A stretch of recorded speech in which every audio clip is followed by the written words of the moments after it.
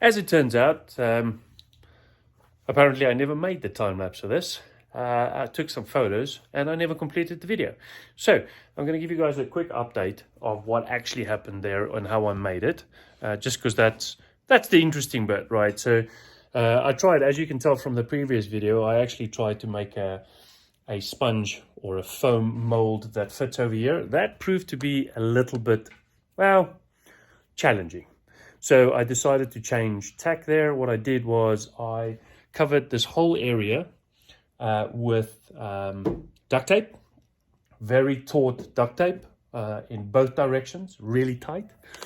Then I took some Triax because I wanted the rigidity. I laid that quite wet, laid that over there, and I put some I think it was 8 ounce, I can't really remember, but some fiberglass over it, and I then taped it again on the outside. I did that on this side as well as on the back of the door, on this side of the door, and that gave me these molds, right? Now obviously I've cut the extended parts away on the edges to make it fit a little bit better and to make it look a little nicer.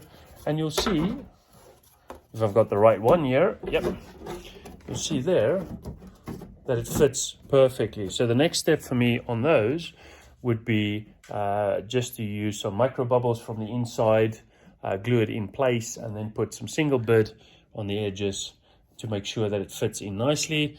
I will need to trim both the wing strut, both this one as well as the door strut, to make sure that I can accommodate the extra width of these.